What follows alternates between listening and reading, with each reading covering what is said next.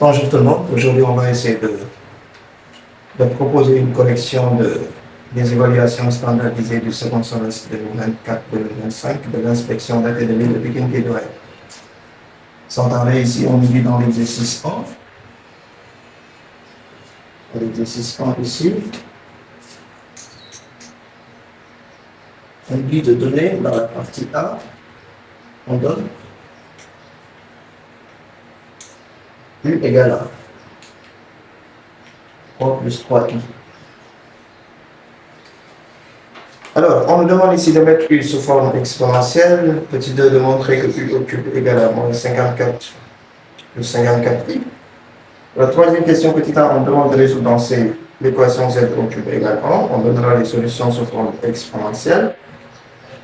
En petit b, on demande d'en déduire les solutions sous forme exponentielle de l'équation z au cube égale moins 54 plus 54i.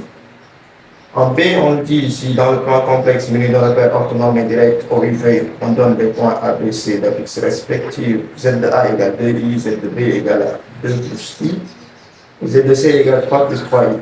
Écrit le quotient ZB moins ZA sur ZB moins ZC sous la forme algébrique. On déduit la nature exacte du triangle ABC. Petit 2, déterminer le centre I et le rayon du cercle C. C'est construit au triangle ABC. Soit F en croit la transformation qui laisse invariant le point D et qui transforme C en A. Déterminer l'écriture complexe, la nature exacte et les éléments caractéristiques de F. En B, soit C', le cercle image du cercle C par F. Déterminer une équation cartésienne de C'. En 2i, c'est de comparer la distance I' à la somme R plus R' pour donner la position relative des cercles C et C'. Donc là, la première question, on demande la forme exponentielle de U. La forme exponentielle de U.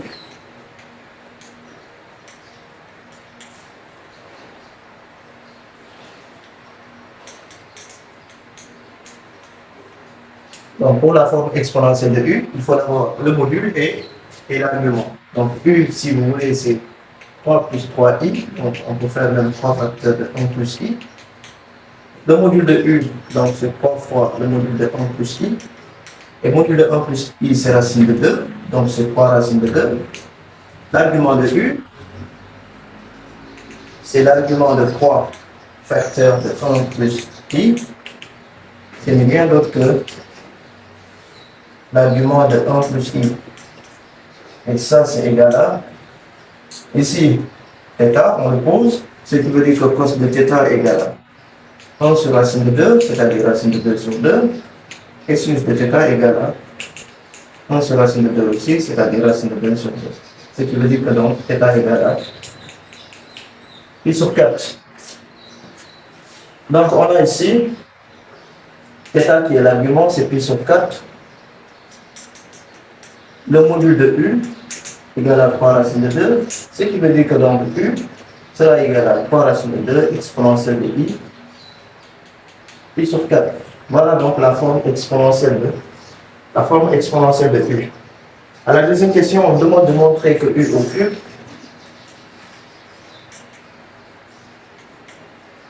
montrons que U au cube égale à moins 54 plus 54i.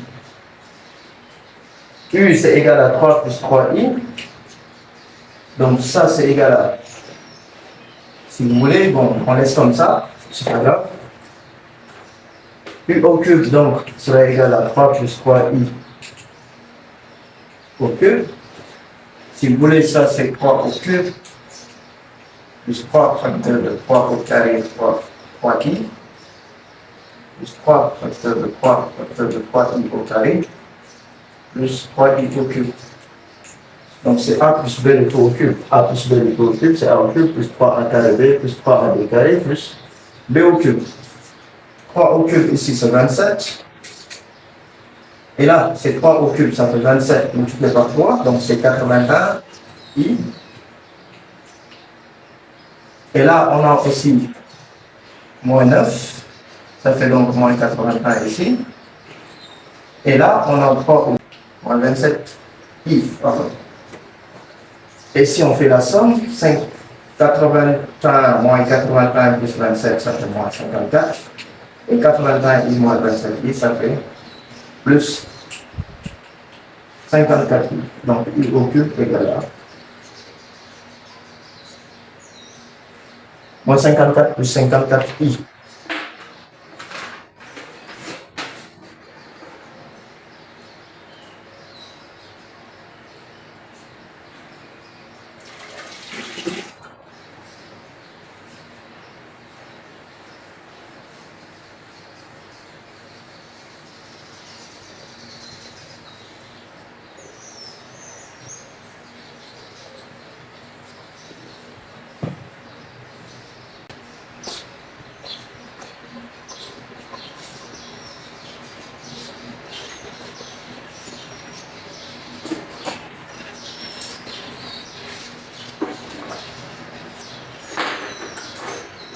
À la question 3a,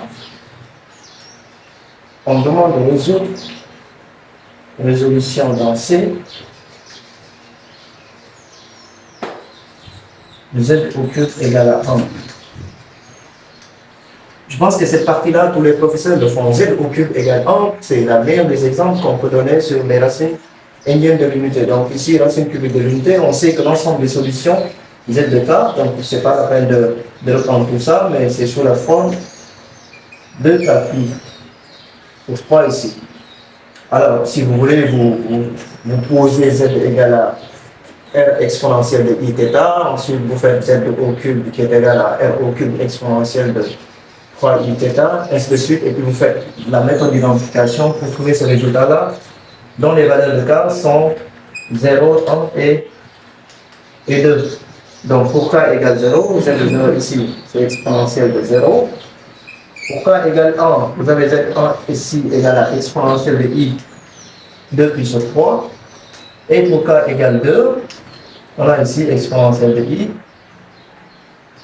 4 puissance 3. Donc, la solution ici, c'est le z de 0 qui est là, le z1 qui est là et le z de 2 qui est là-bas. Donc, puisqu'on m'a demandé les solutions sous forme exponentielle, je n'ai pas besoin de faire sous forme algébrique. Je laisse comme ça. En B, ici, on me demande d'en déduire les solutions de l'équation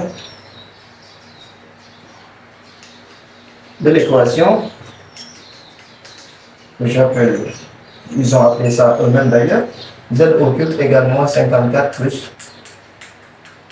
54i. Je sais que moins 54 plus 54i, c'était le i au cube. Ce qui veut dire que cette expression-là, z au cube, je peux mettre u au cube ici. Et ça, c'est l'équivalent de z au cube sur u au cube égale à 1. Ce qui donne toujours z sur u, le tout au cube, égale à 1. Donc, en faisant juste un changement de variable, c'est-à-dire vous posez grand z égale à z sur u, en posant ici grand z égale à z sur u, vous vous retrouvez avec z au cube égale à 1. Et on a déjà résolu cette expression-là, ici. Donc, en faisant le retour à la variable, ici, on sait que les solutions, c'est z de 0, qui est égal à exponentielle de 0, si vous voulez, z1 qui est égal à exponentielle de i 2 puissance 3, et z2 qui est égal à exponentielle de i 4 puissance 3. Donc, il faut juste faire un retour à la variable.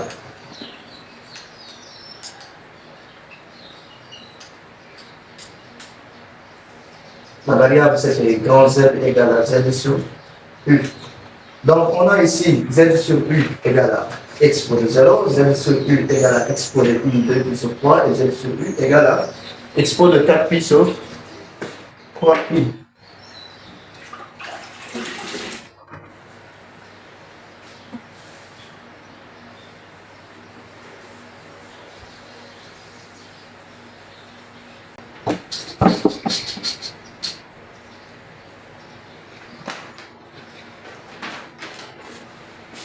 Donc, on a z sur u égale e de 0, ce qui veut dire que z égale à u e de 0. Et u, c'était 3 racine de 2 expo de i puissance 4. E de 0, c'est égal à 1. Donc, ou bien z sur u égale à E de I 2 pi sur 3, ce qui veut dire qu'ici Z sera égal à U expo de I 2 pi sur 3. Donc c'est 2 ou 3, pardon, racine de 2 exponentielle de I pi sur 4 multiplié par exponentielle de I 2 pi sur 3. Ceci va donner ici 3 racine de 2 exponentielle de là. On fait 3 fois 1, ça fait 3 pi. 4 fois 2, ça fait 8. 8 plus 3, ça fait 11. Donc ici, on a 11 pi sur 4 à 3. Ici, c'est 12. Et pour Z sur U égale expo de I 4 pi sur 3, ceci va donner donc Z égale à U expo de I 4 pi sur 3. De même, ici, c'est 3 racine de 2 exponentielle de I pi sur 4.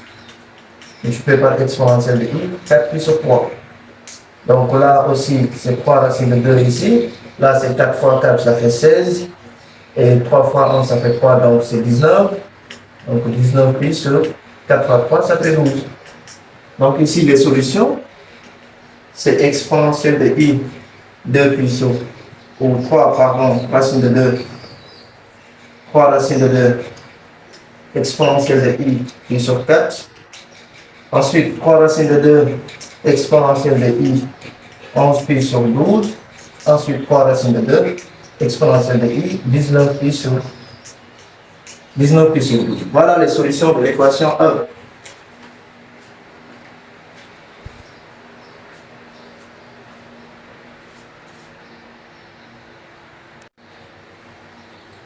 Alors, maintenant, dans la partie B, on dit ici que la Z de A qui est égale à 2I,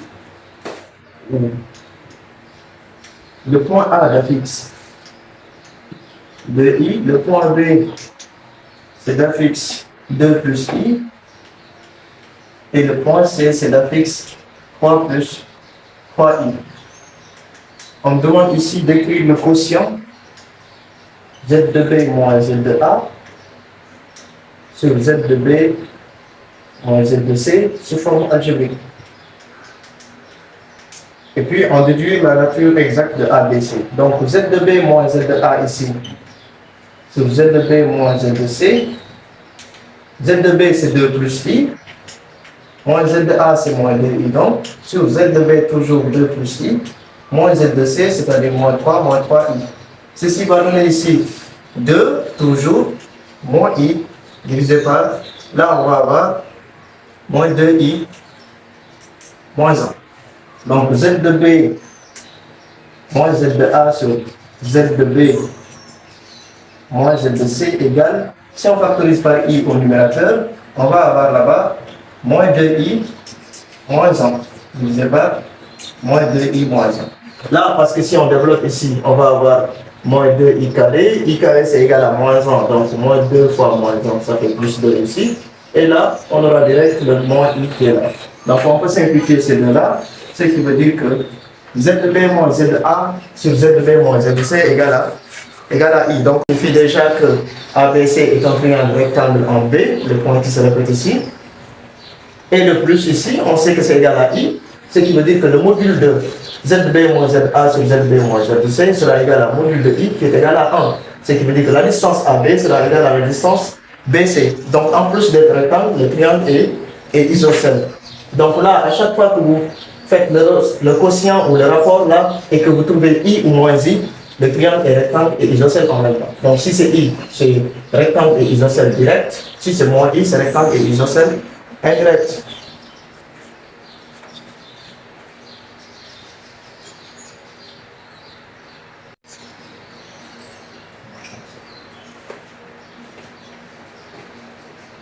Alors, Z de B moins Z de A sur Z de B moins Z de C égale à I, ce qui signifie que l'argument de Z de B moins Z de A sur Z de B moins Z de C égale à argument de I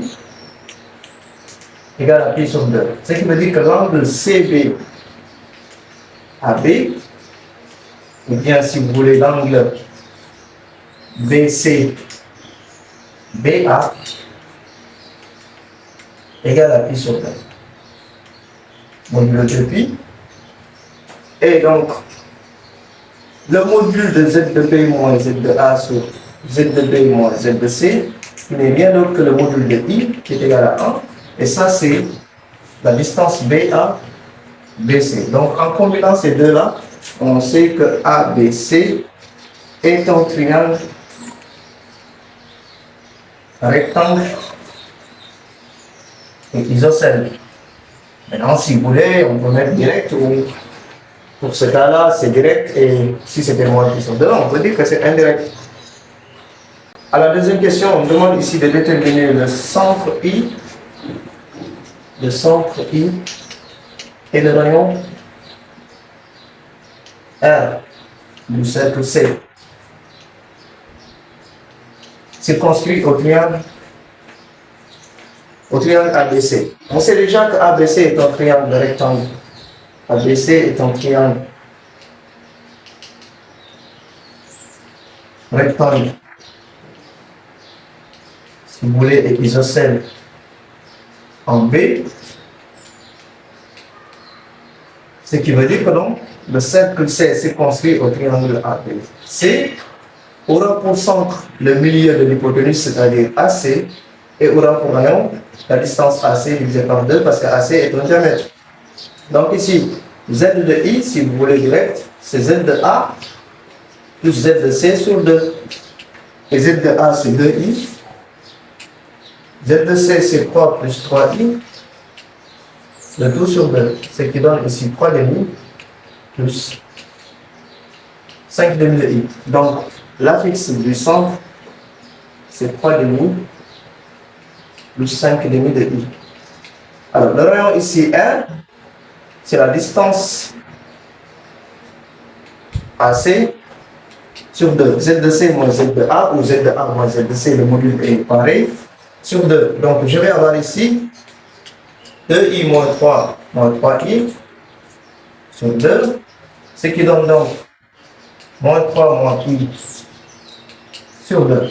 Donc ici, le module de moins 3 moins I, c'est racine carrée de moins 3 au carré qui est égal à 9, et racine plus 1, donc 9 plus 1, ça fait 10. Donc on a ici racine de 10 sur 2. Donc le cercle a pour centre I d'affixe 3 demi plus 5 demi de I, et le rayon R égale à racine de 10 sur 2.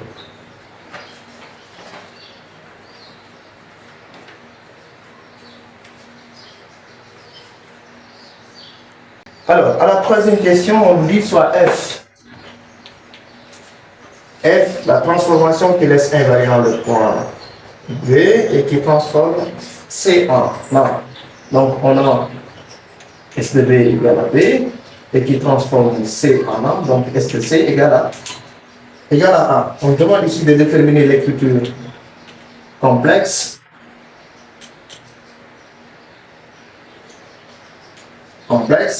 De donner la nature et les éléments caractéristiques.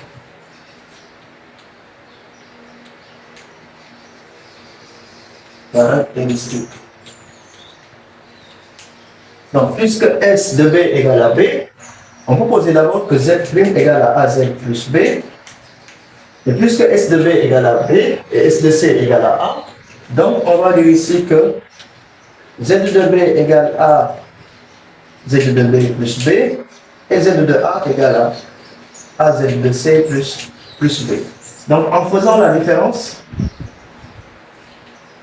la première équation moins la deuxième, donc on va avoir ici A facteur de Z de B moins Z de C égale à Z de B moins Z de A. Ce qui veut dire que donc A sera égal à Z de B moins Z de A sur Z de B moins Z de C. Et Z de B moins Z de A sur Z de B moins Z de C, je l'avais déjà calculé et c'était I. Donc ce qui veut dire que A égale I. Donc on va essayer de trouver B.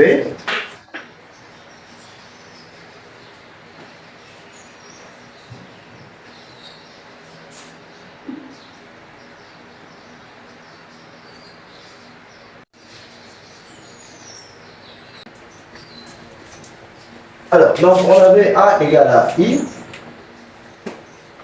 ce qui veut dire que puisqu'on a, je rappelle que Z de B égale A z de B plus B, et que z de B égale à 2 plus I, qui est égal à A ici, c'est I facteur de 2 plus I, plus B ici. Donc on aura ici B égale à 2 plus I, et là, j'aurai ici 2I, je transpose, ça fait moins 2I, et là j'ai moins 1, je transpose, ça fait plus 1.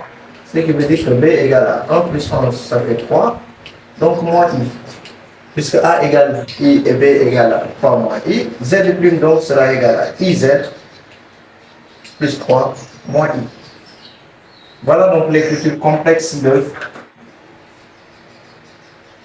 cette transformation. Donc la nature ici, je vais calculer le module de I, donc module de A, qui est égal à module de I, qui est égal à 1. Donc, cela veut dire que F est une transformation, donc une rotation ici. On a ici une rotation de centre.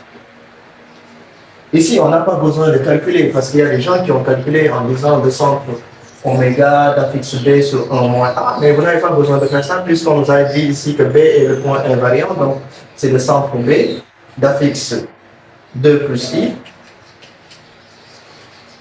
Et l'angle θ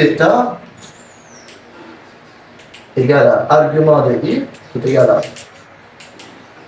pi sur 2. Donc, la nature, c'est une rotation. Les éléments caractéristiques, donc, le centre ici, c'est B d'affixe 2 plus I, et l'angle θ égale à pi sur 2. Donc, si vous voulez vous parler de rapport K égale à 1, le rapport K pour une rotation, c'est toujours égal à 1. En B, on dit soit C',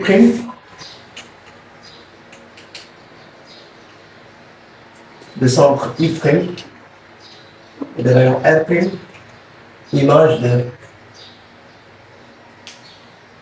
de C, de centre I et de rayon R par F.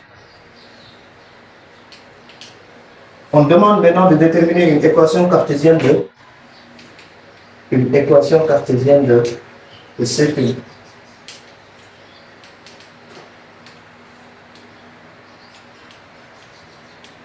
L'équation cartésienne du cercle, on peut mettre ici C', c'est x moins x de I' au carré, plus y moins y de I' au carré, qui est égal à R' au carré. Maintenant, il faut trouver x de I', y de I' et R'.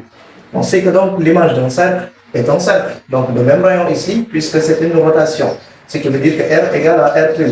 Pour R, donc, c'est racine de 10 sur 2. Donc R' égale à racine de 6 sur 10 sur 2.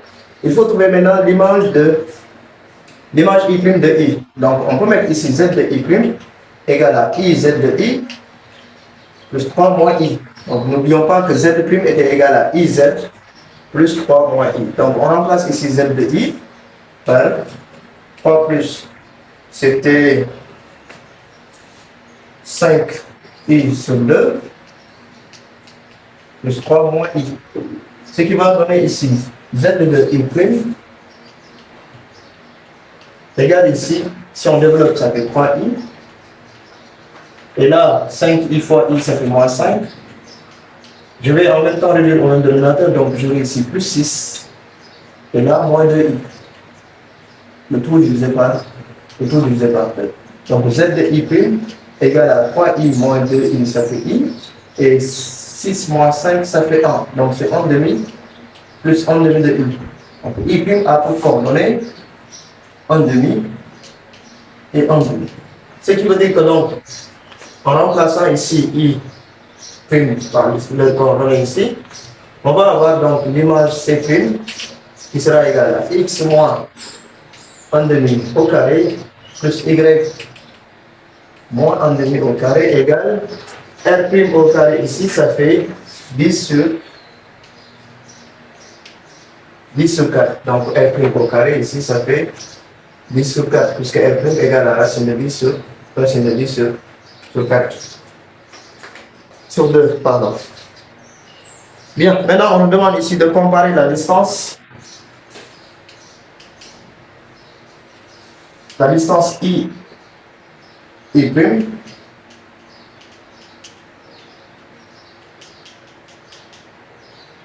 et R plus R prime. On demande ici de comparer la distance I prime et R plus R prime. I prime déjà, c'est module de Z de I prime moins Z de I. Donc c'est 1 demi plus 1 demi de I moins. L'infixe du point I c'était 3 demi et 5 demi de I. Donc ici donc I prime égale. Là j'ai 1 demi moins 3 demi, ça fait moins 2 demi. Moins 2 demi c'est moins 1. Et là 1 demi de I moins 5 demi de I, ça fait moins 4 demi de I, ça fait moins 2 I. Et le module de ça c'est égal à moins 1 au carré, ça fait 1, moins 2 au carré, ça fait 4. Racine de 1 plus 4, ça fait racine de 5. I prime égale à racine de 5. Donc on va calculer R plus R prime.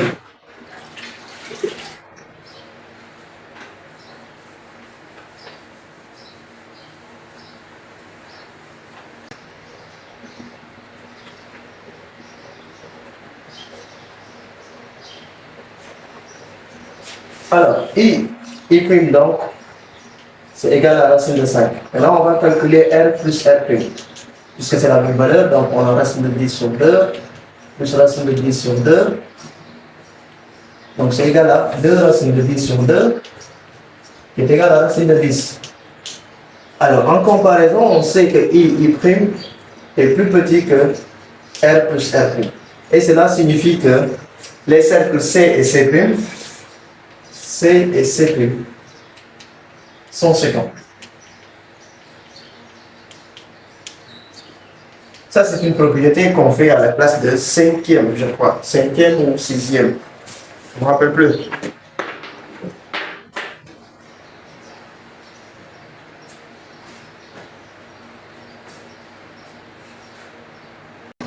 Là, on dit dans l'exercice 2. En débutant un jeu, Astou a autant de chances de gagner ou de perdre la première partie. On admet que si elle gagne une partie, la probabilité qu'elle gagne la partie suivante est 6 dixièmes. Si elle perd une partie, la probabilité pour qu'elle perde la partie suivante est 7 dixièmes. On note pour n entier naturel, Gn l'événement Astou gagne la énième partie, Pn l'événement Astou perd la énième partie.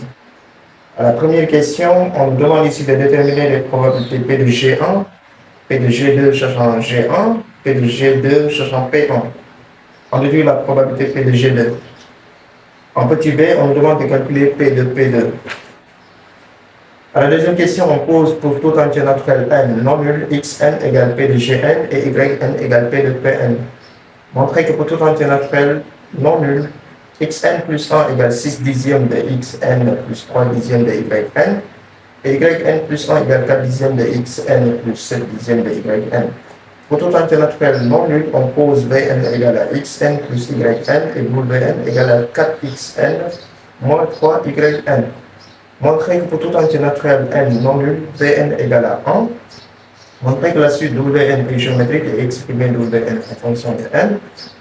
En déduire l'expression de xn en fonction de n à la question petit c et petit b, montrer que la suite xn est convergente et déterminer sa limite. Donc là, on va essayer de faire l'arbre qu'on verrait d'abord.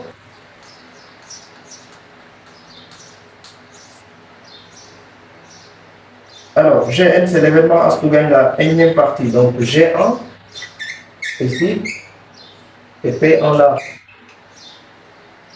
Donc, Astou a autant de chances de gagner ou de perdre la première partie. Ce qui veut dire qu'ici, c'est 1,5. Là aussi, c'est 1,5. Donc, la deuxième partie, je note G2 et P2.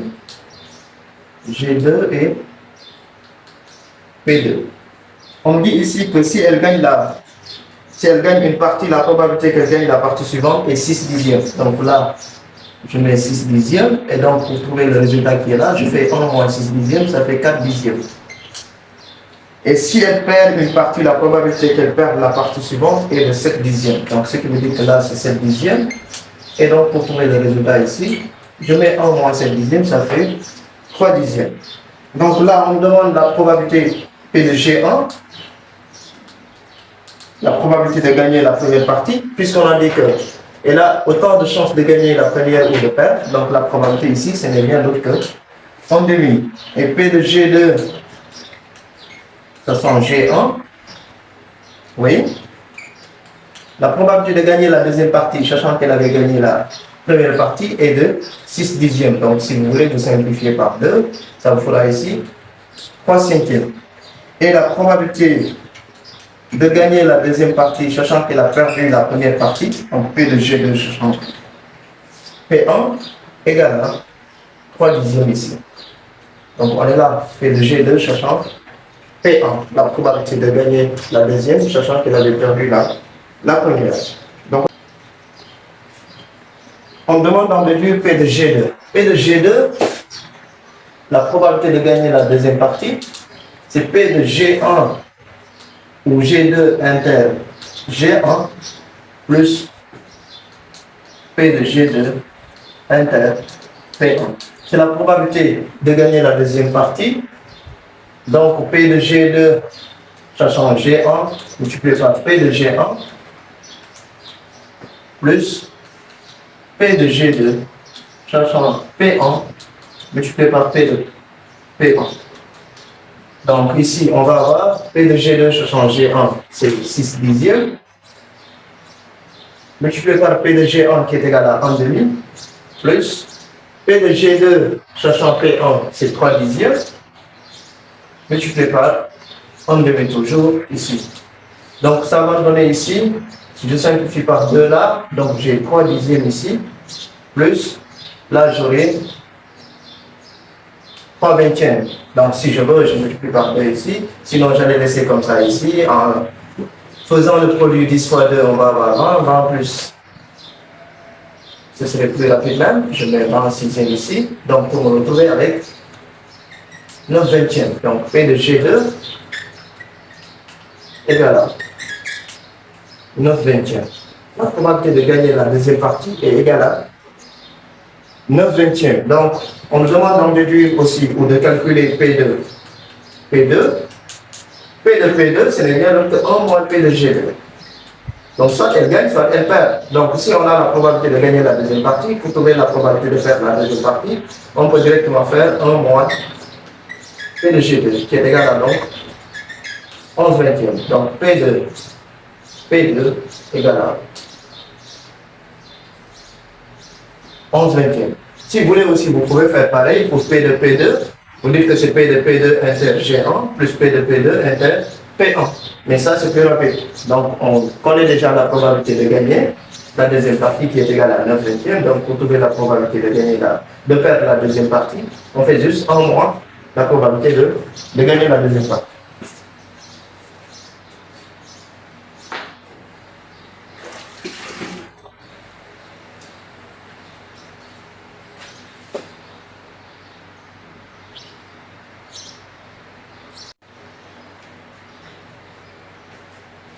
Là, on nous dit maintenant, on pose pour la deuxième question, on pose xn égale p de gn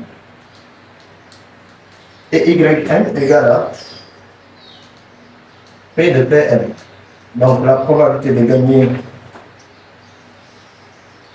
gagner à la énième partie et la probabilité de perdre à la énième partie. On me demande de montrer que on prend que xn plus 1 égale à 6 dixièmes de xn plus 3 dixièmes de yn et yn plus 1 égale 4 dixièmes de xn plus 7 dixièmes de yn. Donc si on a compris la première partie, cette deuxième partie-là ne posera pas un problème. En fait, on peut aussi essayer de faire l'arbre ici. On a ici gn et là pn. Donc là, on aura gn plus 1 et pn plus 1. Et là aussi, gn plus 1 et pn plus 1. Donc si on a xn, la probabilité de gn, donc ici xn, et là yn, la probabilité de pn. On avait déjà dit que si elle gagne une partie, la probabilité qu'elle gagne la seconde partie est égale à 6 dixièmes. Donc la probabilité de perdre la énième partie est égale à 4 dixièmes. Donc si elle perd la énième partie, la probabilité qu'elle perde aussi la énième plus 1, c'est 7 dixièmes. Et donc là, on avait 3 dixièmes. Ce qui veut dire qu'ici, le xn plus 1 qui est demandé, c'est la probabilité de gagner à la énième plus 1 ou une partie. Donc, xn plus 1 n'est rien d'autre que p de gn plus 1. Et p de gn plus 1, la probabilité de gagner à la énième plus une partie, c'est égal à p de gn plus 1, sachant gn, multiplié par p de gn, plus p de gn plus 1, sachant pn, multiplié par p de pn. Ce qui va nous donner ici, p de gn plus 1, sachant gn, c'est égal à 6 dixièmes. Et p de gn, on a noté xn, plus p de gn plus 1, sachant pn, c'est égal à 3 dixièmes. Et p de pn n'est rien d'autre que yn. Voilà donc xn plus 1. Donc de la même manière aussi, on va faire pour yn plus 1, c'est-à-dire la probabilité de perdre à la énième plus une partie. Donc yn plus 1, c'est rien d'autre que p de pn plus 1. Et p de pn plus 1, c'est égal à p de pn plus 1 inter gn plus p de pn plus 1 inter pn. Ce qui va donner ici, ce qui va donner là, p de pn plus 1, sachant gn, multiplié par p de gn, plus p de pn plus 1, sachant pn, multiplié par p de pn. Ceci va nous donner p de pn plus 1, sachant gn, c'est égal à 4 dixièmes. Et p de gn, c'est xn toujours, plus p de n plus 1, p de pn plus 1, sachant pn, c'est égal à 7 dixièmes. Et p de pn n'est rien d'autre que y de n. Donc y de n plus 1 aussi égale à 4 dixièmes de xn plus 7 dixièmes de y de n. Et ainsi, on a le système avec xn plus 1 et yn plus 1.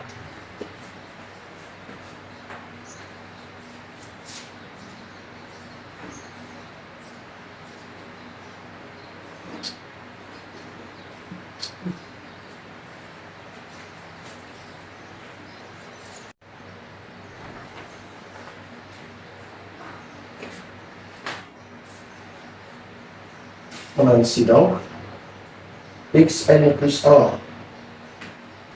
égale 6 dixièmes de xn plus 3 dixièmes de yn. Et yn plus 1 égale à 4 dixièmes de xn plus 7 dixièmes de yn. On nous dit ici qu'on pose Vn égale à xn plus yn et d'où Vn égale à 4xn moins 3yn. On demande ici de montrer que Vn égale à 1. Vn égale 1 signifie que Vn est tout de suite constante.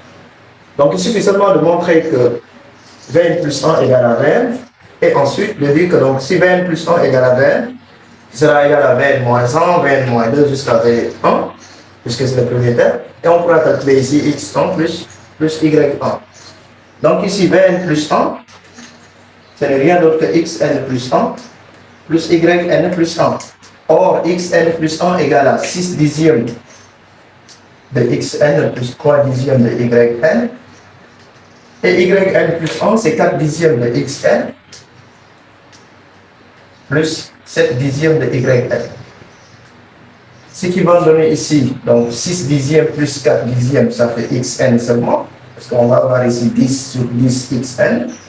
Et 7 dixièmes plus 3 dixièmes va nous donner ici yn. Donc ce qui veut dire que ça c'est égal à Vn. Donc on a ici Vn plus 1 qui est égal à Vn. Ce qui veut dire que Vn est une suite constante. Une suite constante. Et vu que Vn est constante, cela veut dire que Vn égale à V1. Et V1 c'est x1 plus y1. Et ce n'est rien d'autre que 1 demi plus 1 demi qui est égal à 1. Donc Vn égale à 1. Ensuite, on demande à la question B de montrer que, montrons que Wn est une suite géométrique. Une suite géométrique. Wn est une suite géométrique. Si et seulement si Wn plus 1 égale à Q fois Wn. Ou bien, si vous voulez, Wn plus 1 sur Wn égale à Q. Wn plus 1, ce n'est rien d'autre que 4xn plus 1 moins 3yn plus 1. Donc, on remplace ici xn par sa valeur, xn plus 1. Ça fait 6 dixièmes de xn plus 3 dixièmes de yn moins 3 facteur de yn plus 1 aussi, on remplace par 4 dixièmes de xn plus 7 dixièmes de yn. Pardon, ici c'est yn. Donc là, on va avoir combien ici, si on calcule?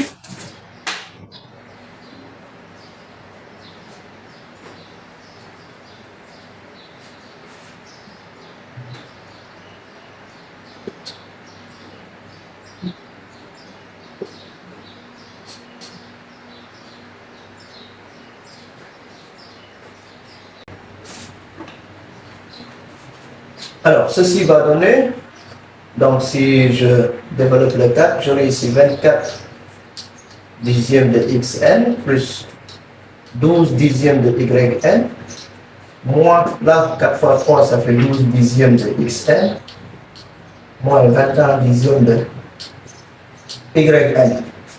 Donc là, on a 24 moins 12, ça fait 12 dixièmes de xn. Et là, 12 moins 21, ça fait moins 9 dixièmes de yn. Donc si on factorise par 3 dixièmes, on va avoir ici 4xn moins 3yn. Et ça, ce n'est rien d'autre que Wn. Ce qui veut dire que donc Wn plus 1 égale à 3 dixièmes de Wn. Donc, Wn est une suite géométrique de raison 3 dixièmes, puis égale à 3 dixièmes, et le premier terme, ici on calcule W1, qui sera égal à 4x1 moins 3y1. Donc c'est 4 fois 1 demi moins 3 multiplié par 1 demi, ce qui va donner ici 4 demi moins 3 demi, donc c'est égal à 1 demi. Donc V1 égale à 1 demi. Ensuite, on demande d'exprimer Wn en fonction de n. Wn sera égal à W1 Q à la puissance n moins 1. Donc Wn sera égal à 1 demi facteur de 3 dixièmes à la puissance n moins 1. Voilà donc Wn en fonction de n. Alors, à la question C, on me demande d'en déduire l'expression de xn en fonction de n.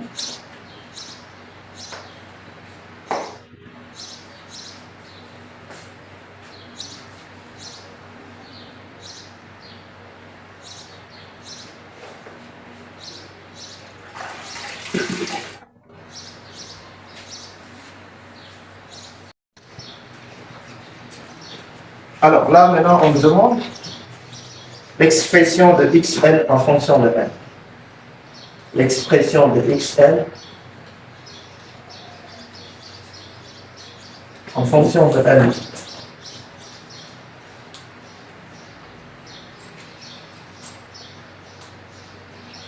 Alors, on sait déjà que Vn égale à xn plus yn, mais c'est égal à 1, puisqu'on a démontré à la première partie, petit a ici, à la deuxième question, petit a, que Vn est égal à 1. On sait déjà aussi que Wn égale à 4xn moins 3yn, et ça c'est égal à 1 demi, facteur de 3 dixièmes à la puissance n-1. Donc, sous forme de système ici, si on retirait xn, on peut multiplier ici par 3. Donc, ce qui va donner ici 3xn plus 3yn égale à 3. Donc, si vous voulez, on l'écrit 3xn plus 3yn égale à 3. Et 4xn moins 3yn égale à 1 demi, facteur de 3 dixièmes à la puissance n-1. Donc, en faisant la somme ici, on va avoir ici 7xn qui est égal à 3 plus 1 demi, facteur de 3 dixièmes à la puissance n-1. Ce qui va donner donc xn égale à 3 septièmes, plus, là on va avoir donc 11 sur 14, facteur 3 dixièmes à la puissance n-1. Voilà donc xn en fonction de n. Petit d, on dit que xn est convergente. Xn est convergente. Pourquoi? Parce que 3 dixièmes appartient à l'intervalle moins 1, 1. Donc, ce qui veut dire que cette partie-là sera égale à 0. Donc, il va rester que 3 septièmes. Et d'ailleurs, c'est la limite. Limite quand n tend vers plus l'infini de xn égale à donc 3 septièmes. Voilà, donc ça, c'était l'exercice 2.